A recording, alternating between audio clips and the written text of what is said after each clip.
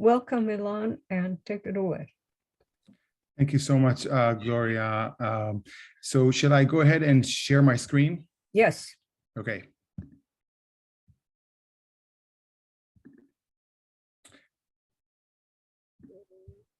Can everybody see the screen? I'm going to enlarge it. Yes.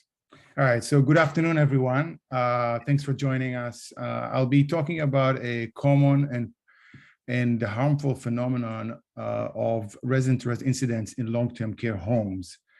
I'll give some background, I'll address prevalence, and I'll give some examples of fatal resident-to-rest incidents, and I'll touch upon some directions for consideration. Interestingly, a lot of the things that were addressed earlier confirm some of the things that I'm going to talk about, so that will help me as well. So that was wonderful conference so far. And the issue of valuing older adults, that will come back to us during this presentation. So I'm a gerontologist and also a wood carver. You see some of the educational signs and one of the brain hemispheres that I carved. And I want to acknowledge Teresa Piccolo for her ongoing support of this line of work, as well as the Ontario's Geriatric Long-Term Care Review Committee, the GLTCRC, the acronym that I'm going to use from here on during the presentation, for their outstanding death review work over many, many years, which I learned a lot from, and I'm hoping to share some insights with you guys today. I want to share that I have a new book that came out earlier this year, and I hope you'll find it useful on the prevention of these incidents in the specific context of dementia. With my good colleague, Judy Berry, we also did a 20-minute documentary film focusing on the emotional impact on family members of older adults who were harmed during these incidents. If I had only one slide, I would use the 3 words, fighting for dignity. When you look closely, I've been focusing this phenomena for 15 years now. What you often see is that residents with dementia fight with each other, so to speak, in an effort to preserve their dignity, which is defined as the quality or state of being worthy, honored, or esteemed. If I had 2 slides, I would talk in length about staffing levels, and that there is a lot of agreement in the field that the most important factor is improving the conditions of care and having enough staff on the floor. And of course, coming also from New Zealand at the bottom, they have to be well educated and trained and to qualify to provide adequate, safe, and dignified care. And on the left, we can see a link to a study that demonstrated an association between low staffing levels and higher rates of these incidents out of Cornell University. So kind of in general, of course, cognitive disability plays a role here in the context of dementia. But to me, behavioral expressions labeled as aggressive among people with dementia are expressions of unmet human needs. For the most part, they have meaning and purpose and function to the person, even if the person may not be able to articulate it with words. They are attempts at communication that we need to explore with validation. There are attempts at gaining control over unwanted, frustrating, frightening, and threatening situations. They're trying to preserve their identity, dignity, and personhood. And in a way, they could actually be helpful because they are barometers of the residents' tolerance level to stressful stimuli. And I want to say a word about words. I personally prefer to stay away from words such as aggression, abuse, violence, and mistreatment in the context of an older adult population with a serious brain disease, especially in the mid to late stages of the disease. There are exceptions, of course, and we can talk about that too. So I share here 4 resources. 2 of the first one are mine. It's an extensive article, the first one, that I make a case for why we need to use stigma-free and really person-directed language when we discuss this and other behavioral expressions. And there's a podcast that I gave about this phenomena, and I would like to suggest to reframe this phenomena to a large extent as a form of neglect, as opposed to labeling residents with dementia as abusive, violent, etc. And there's in two excellent articles out of Canada, actually, one, the one before the last, about how labeling language can actually divert attention away from systemic issues that are driving these episodes to begin with. And then another excellent article, also from Canada, about the unhelpful role of mainstream media in perpetuating this stigma, really a barrier for progress. So you have here, I also would like to encourage folks to not to rush to label residents as perpetrators. And also in the context of exhibitor and target, there's a tendency to too quickly label residents as targets and exhibitors when the lines are often more blurred in the reality of unfolding incidents. If you only read the first half of this slide, when a resident punched and headbutted another resident, you think that that individual is aggressive, etc. But if you read the second part, there was a trigger earlier where the resident who was injured and died as a result reportedly made disparaging racial remarks to the staff and even grabbed and pulled the resident who, in self-defense, harmed the individual, causing him to fall. So my point is things are a little bit more nuanced and complex on the ground as those incidents occur. And in fact, an excellent study by David Burns in Canada showed, it provides support to that, and that these are highly interactive processes. These are sequential pathways. They're reciprocal oftentimes.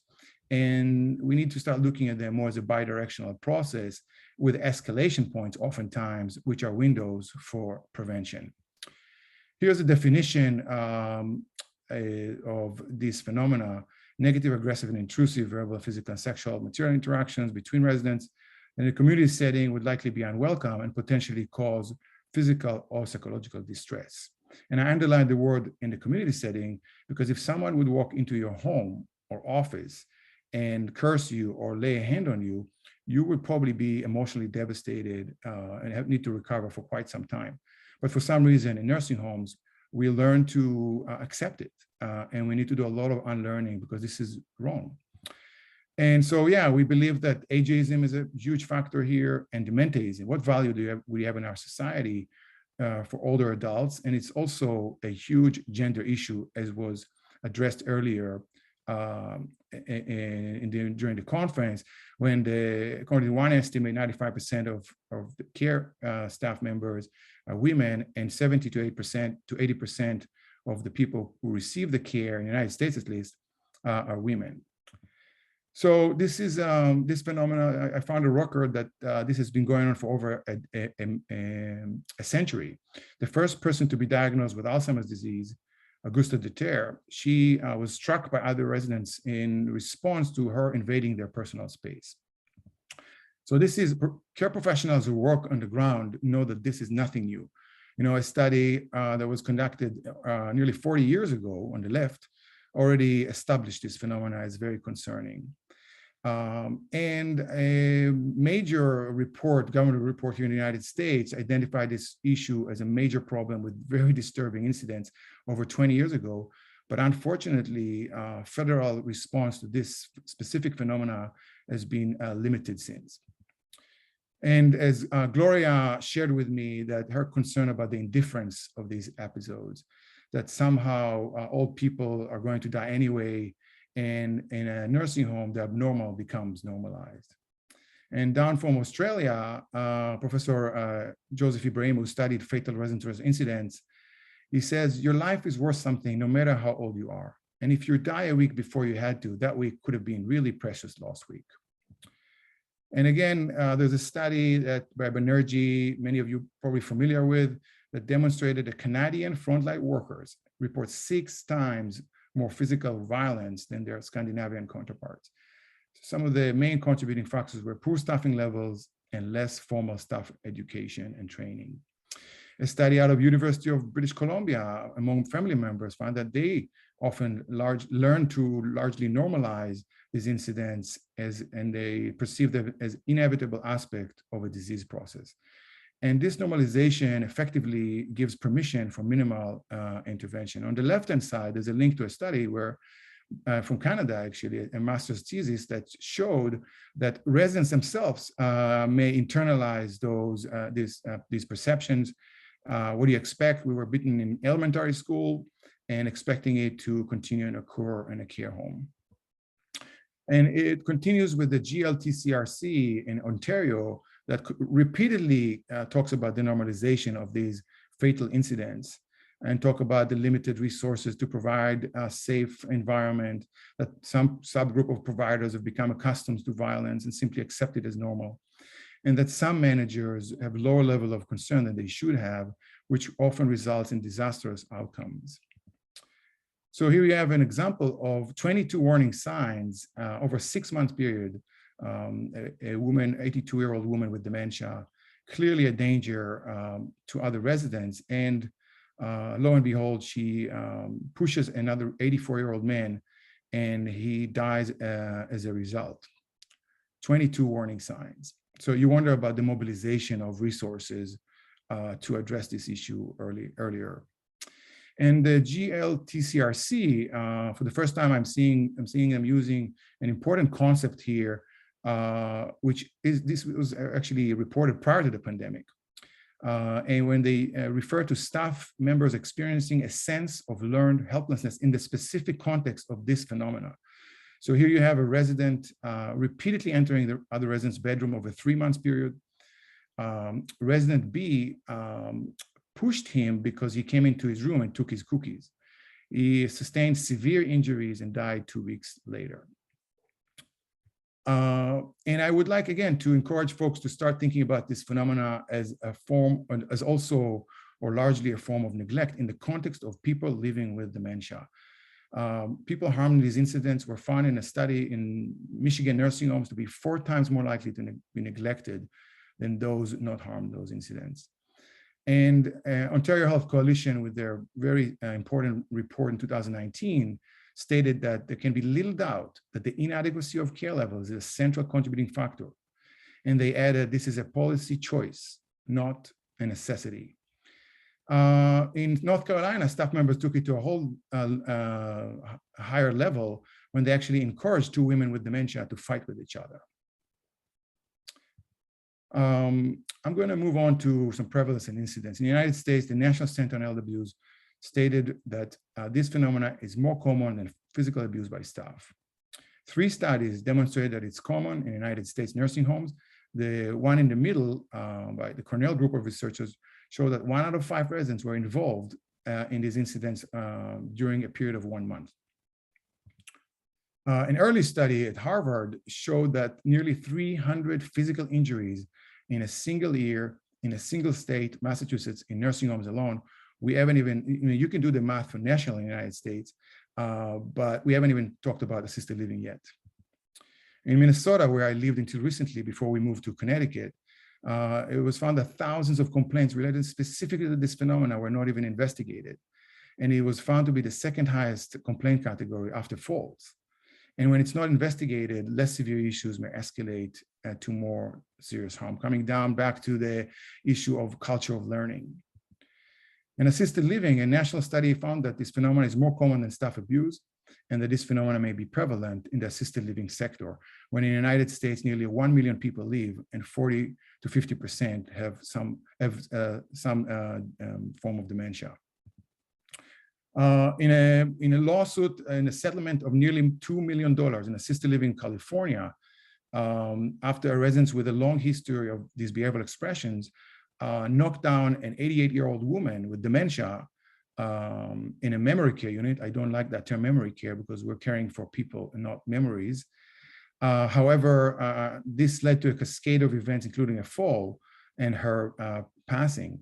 And the attorney who represented the family said, we can try to make such conduct too expensive for corporate owners to risk it in another instance with other residents. And there's a New York Times article about it as well. So we have to mention something about COVID immunity, and in many states in the United States, giving immunity, blanket immunity to providers or to varying degree, but still a lot of protection. And here, what in this case that was reported in the Washington Post, on 6 p.m. on a Sunday, Garland was attacked in his own bedroom. He suffered 2 neck fractures and he died 6 days later. Inspection cited the highest level violation and failing to supervise care, but the assisted living claims an exempt from legal liability under North Carolina pandemic immunity law. It remains to be seen how this and other cases will unfold in the future. And Lynn McDonald told us 7 years ago that information on this phenomenon is extremely limited in Canada, and it is imperative that the extent of the phenomena and its subtypes will be well established.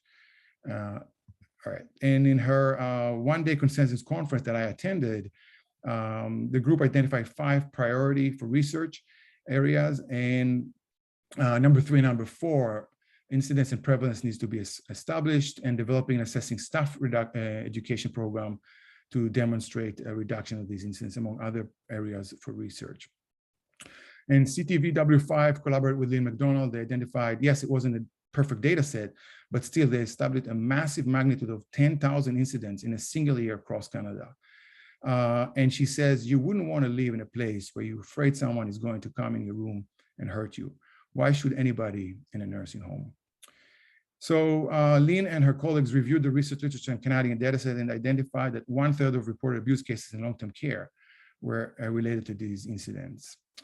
In Winnipeg, 7,000 reports in a period of 2 years and in 3 months. Of these, 7%, over 500, resulted in injury to a resident. In British Columbia, seniors advocates monitoring report every year shared with me hot off the oven 2 days ago those numbers. Over 1,400 injuries due to these related to these incidents in the time period on the slide. Study on admissions in 3 long-term care homes in Ontario found that nearly 1/4 of individuals admitted were involved in these incidents, which invites the question and the need to use existing assessment tools prior and during admission. And an example of it with 3 studies in Canada are provided at the bottom of the slide. And with the Ontario Health Coalition's situational critical report, they're talking about an appalling rates of resident-to-resident homicides, 27 homicides in 5 years, 4 times the amount of homicide than any of Canada's largest cities. It's just hard to wrap your mind around this statement. And we know there's a lot of underreporting. Many of these incidents are never reported, and there's also poor quality of reporting and documentation, and many are under investigated internally and externally. And one small study in dementia care home found that 40% of physical resident incidents were not even witnessed by staff. Down in Australia, the majority of entries into other residents' bedroom were not even witnessed by staff. And in terms of media coverage, CTVW5 assessed and identified that only half of all nursing home homicides make headlines. In Nova Scotia, pushing death not made public, the daughter was shocked that the information never left the care home, so we can learn and prevent tragedies in similar circumstances in the future. So you can talk about many aspects of this phenomena, but I would like to talk about one aspect so we can go more in depth, but you can also talk about roommates, etc. So this issue that I will address now is unwanted entries into bedrooms. First, these care homes are the home of older adults, number 1. Number 2, their bedrooms are the last frontier of privacy, and I should add bathrooms as well, at least should be. In South Carolina, an former accomplished journalist developed Alzheimer's disease. One evening after 9 p.m., he entered another resident's bedroom. The resident whose bed was taken walked in with a cane, beat him severely. He died a week later. The ombudsman found understaffing around the time of the incident. The family was told for a few days that he just fell. There's a trust issue as well here. In Baycrest in Toronto, sisters of Mayor Sadoway were told that he fell twice, but security camera footage, which their family waited for 6 months to watch, told a different story. Mayor was standing guard in front of his bedroom. It escalated into a physical struggle and he was pushed, and then a chair was thrown at him and he died 4 days later. In Dundas, Ontario, James Acker with Alzheimer's disease on a Saturday at 2 a.m. attacked in his bed by a resident with dementia. Staff witnessed it. They tried to stop it, but were unable to do it until police arrived, which brings the question, do we need to revisit mandatory behavioral emergency courses and physical de-escalation techniques courses? There's some examples here, but let's not forget police officers, because in Connecticut, where I live, the number of reasons that police were called to nursing homes back 15 years ago were these incidents. And I also want to refer you to an old but still good, minus the language that was biomedical in it, DVD. I wish staff could be trained in those techniques to safely de-escalate those incidents for themselves and for residents. But this phenomenon and unwanted entries into bedrooms is not exclusive to North America. In England, Jessie, who was 91-year-old, was pulled out of her bed in the early morning hours. She was punched and kicked. She died 2 months later. In New Zealand, Leonard, a resident, entered his bedroom, and when staff arrived, he was already knocked unconscious. He died a couple of days later. In New Brunswick, in Canada, a family were told that there were falls. They end up in a hip fracture and death, but surveillance video cameras showed that the person was shoved by a resident with dementia. The family were shocked and traumatized when they watched it, but didn't blame the resident with dementia, as often happens in other cases, I should say. And the investigation revealed that the individual was involved in 9 episodes with several residents, including the deceased prior. So there were warning signs, and there's a very important report that is in the image on the upper right side of the slide. So one of my messages today is that all you need is one push. 3 studies, including mine, show that push fall incidents constitute 44% to 63% of fatal resident incidents. And as a daughter of a person in a assisted living memory care in Minnesota said, if my mother had not been pushed, she would still be alive. So push fall incidents, I was curious. I picked up the 3 batches of the last GLTCRC redacted narrative that I'm requesting every year from the committee, and they're kindly and generously sharing them with me. 10 out of the 12 of the most recent fatal resident incidents reviewed by the committee were push fall incidents.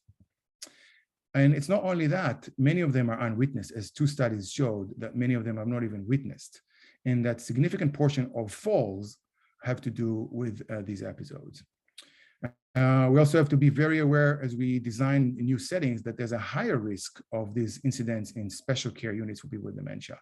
One Harvard study early on showed that there was almost 3 times as likely risk to be injured on a Alzheimer's unit compared to other units. And Dr. Al Power is asking the reflective question, what did you accomplish for these people by moving them to a place in which they are much more likely to be injured or drugged? Nancy in Florida, at 1 a.m. entered another resident's bedroom. She was strangulated to death. We're still learning about this case and the diagnostic background of the individual who strangulated her, because this is a very recent report. Frank Piccolo in a nursing home in Toronto, a beloved science teacher, after 8 a.m. You can start seeing the pattern here with the evening hours. Another resident entered his bedroom. He hit him repeatedly with an activity board. He died 3 months later. His wife sharing that my husband could not defend himself or yell for help. Special behavior unit in Ontario, 85-year-old known to go into residents' bedrooms, found inside a bedroom. Another resident pushed the resident, hip fracture, died 2 months later. 86-year-old man in Ontario with Alzheimer's. PSW hears a scream from inside a bedroom, finding being punched, and subdural hematoma, died 2.5 months later. 90-year-old woman with advanced dementia, 6 a.m., walks into a bedroom. A resident with schizophrenia, vascular dementia, and TBI. First incident reportedly resulted in a fall. The next day, another incident, my understanding was the second incident. She fell and died 6 days later. And the GLTCRC is asking, perhaps in the future, we can use technology to assist staff in detecting these incidents in time. So yes, I would like to take that on and suggest to evaluate and find assistive technologies, such as visual memory care system that claims to generate signal in real time to staff when a resident leaves or enters another resident's bedroom. Families are asking, we don't want the death of our father to be in vain. We want some learning to occur so that others will not die or be injured as a result. There's an inquest with a lot of important recommendations at the bottom of the slide. So I'm going to go quickly through my study. I'm not going to go through my study. I'm just going to mention that I examined 105 deaths a few years ago in the context of dementia. I published it, and I can share that information, but you have some of the key findings here. I'm not going to go through this. What I wanted to point out is that, again, majority inside bedrooms, substantial portion in the evening and weekends, and we know what should happen during evening and weekends and doesn't always happen. 43% between roommates, 62% reportedly not witnessed by staff. And you can see other findings there. Some of the common triggers: invasion of personal space, unwanted entries into one bedroom, taking personal belongings from others, reaching a breaking point, conflicts between roommates. So underlying theme is unmet needs and situational frustrations. So some key areas for consideration: stop the stigma, number one. Then have a robust pre-admission behavioral assessment process. Focus on proactively creating emotional well-being. And what about talking about human flourishing, not just safety? Treat like staff as the bedrock of the long-term care sector, and put real meaning into the word heroes. They were heroes from the first day a nursing home opened in America and Canada. So let's put some real meaning into that word. Safe people-to-people levels at all time, adjusted for acuity, mandatory and enforceable. Specialized education, not just dementia, but also serious mental illness, orientation, in-service, experiential learning, which is the hands-on when it happens in the evenings and weekends. And then emergency de-escalation courses that we talked about earlier. Supportive guidance from qualified managers and personally meaningful engagement. One of the secrets for prevention of this phenomena is to invest in a robust, meaningful engagement program, because when they're engaged meaningfully and professionally, they're much less likely to engage in these episodes. Physical environment, we can talk about this for hours. Elder-friendly, dementia-friendly, what goes into that? A floor layout that should enhance as opposed to limit direct line of sight for staff of residents, and a shift towards private bedrooms. But we have to remember that some residents can benefit and can benefit from companionship and support by a roommate at the same time. So we need to address vulnerability time periods, as I mentioned earlier. We need to make sure that there's screening and assessment tools, and there's a bunch of them that I developed and other experts that are only on companion to my book, because that's the basis for individualized care plans. We need to shift towards a learning culture, not only within the organization, but across organization, within the region, across provinces, across borders. What happens in Melbourne, Ireland, Israel, and in Ontario are often strikingly similar incidents that lead to injuries, traumas, and deaths. Focus on the person, not on profit, as we have a lot of real estate investment trust companies and private equity firms entering the field and buying out struggling nursing homes and driving the quality of care to the ground. We need to really watch them and have a strong government role in addressing this issue proactively, especially during the pandemic. We need to strengthen government oversight and owner and provider accountability, and we need to criminally prosecute for gross neglect of these incidents. So we really need to be more serious about enforcement, as this CBC News analysis shows that 85% of Ontario nursing homes break the law repeatedly with nearly no consequences. And a Cornell group of researchers are offering a free train-to-trainer program on this phenomena, 3 sessions, free, but spots are filling up quickly. And I think there was one yesterday, 2 later this month, and 1 mid next month. So I highly recommend registering and learning from that established training program. There's also citation at the bottom to this training program. So expert, kind of in closing, experts recommendation, we talk about violence-free schools. Tells us Professor Carl Pillemer with the Cornell group of researchers, but he's asking why we don't talk about violence-free nursing homes. What about ending violence as a policy goal? And he also called for development of a comprehensive data-driven national action plan to eliminate these incidents in nursing homes. And Lynn McDonald agreed even earlier that if we ever want to deal with this problem, we will need a national study. And even earlier, I urged for a similar approach in the United States. So I want to thank everybody for listening. I know it was packed, but I wanted you to have all the resources that could hopefully be useful to you. And I want to end with a quote by Dr. Al Power, who is really a thought leader here in the United States and internationally, who's telling us, and of course it's in a simplified way, but still he's saying, we are not trying to get rid of behavioral distress. What we're trying to do is to create well-being. Thank you so much, and I'm looking forward to Marie's presentation.